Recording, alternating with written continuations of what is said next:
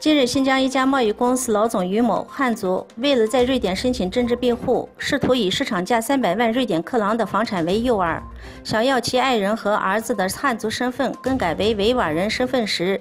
遭到世界维吾尔代表大会发言人的严词拒绝。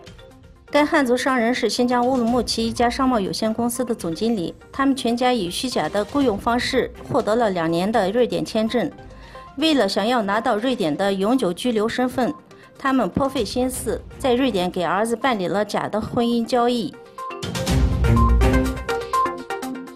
中国石油天然气总公司在土库曼斯坦购买了一个新的天然气井，将于2019年开始，预计每天生产400万立方的天然气。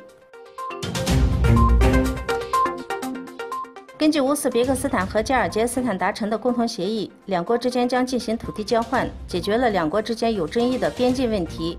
并得到了两国当地居民的支持。根据协议规定，乌兹别克斯坦将从边境地区到卡拉苏区交换相同面积的土地。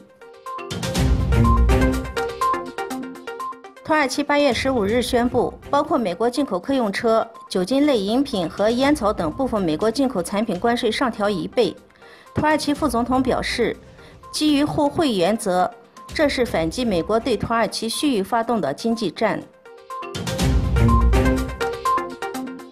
美东时间8月13日，美国总统特朗普签署了2019国防授权法案，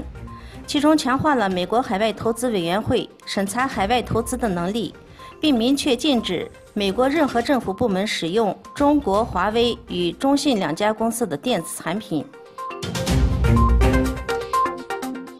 阿富汗首都喀布尔一培训中心发生自杀式炸弹袭击事件，造成至少48人死亡，67人受伤。